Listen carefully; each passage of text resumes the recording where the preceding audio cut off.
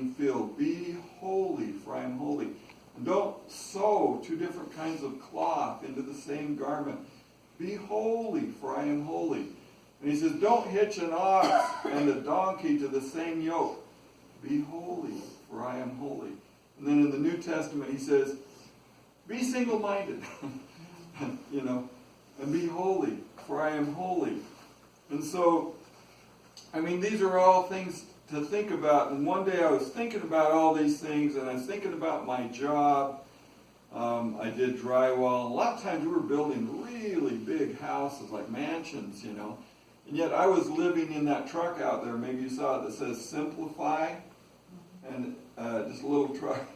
And I was preaching simplicity in the parks and in the churches and stuff on weekends. But yet I was doing, I was building mansions.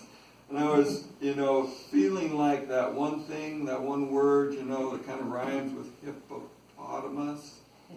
Yeah, hypocrite. I was feeling like one of those. And so this sentence just came out of my mouth one day. I want to live in a one-roomed life where occupation, entertainment, religion, and purpose all sleep well together. I want to be one. I want to be holy.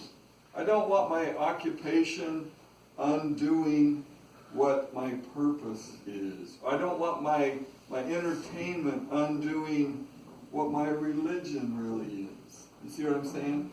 I want to be one. I felt divided at that time.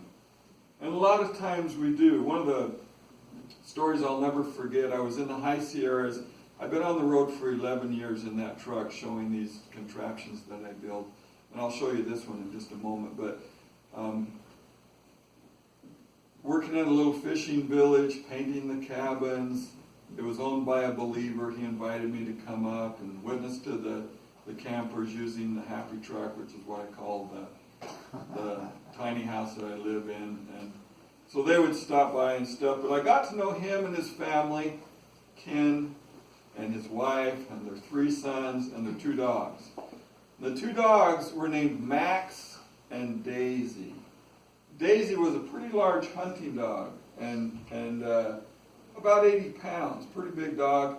Max was a little black dog, about 30 pounds. Kind of a quiet dog, And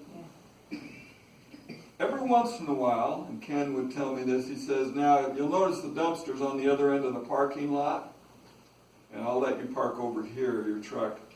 And he says, and every once in a while the bears come and they go through the dumpster, or at least one bear will. And I'm thinking, okay. And he says, and what happens is, I'll hear Daisy at the window downstairs barking because they had a lodge and their house was above the lodge, but the dogs were down in the bottom part of the lodge. And Daisy would be barking at the window because she could hear or see a bear out there. And he says, I'll come down the stairs, walk over to the door where Max is waiting quietly. You don't want to bark at the bear. You might scare him away. You wouldn't get to bite him, right?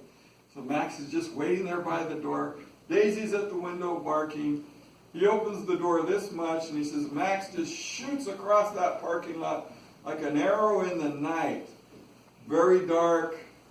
And he says, I always say, well, Max, at least bark once so he knows you're coming. Because you got a 30-pound dog going after a 300-pound bear. Right? The bears that go through a dumpster, they're not neat. They're like this.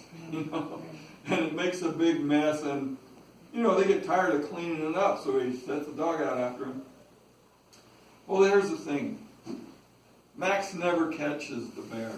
You know that bears are really fast? Have you heard that? Yeah. People who have been mauled by a bear, they always say the same thing. I thought we had plenty of distance.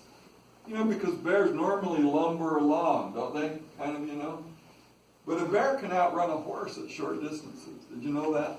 Yeah. They're like football players, they walk around.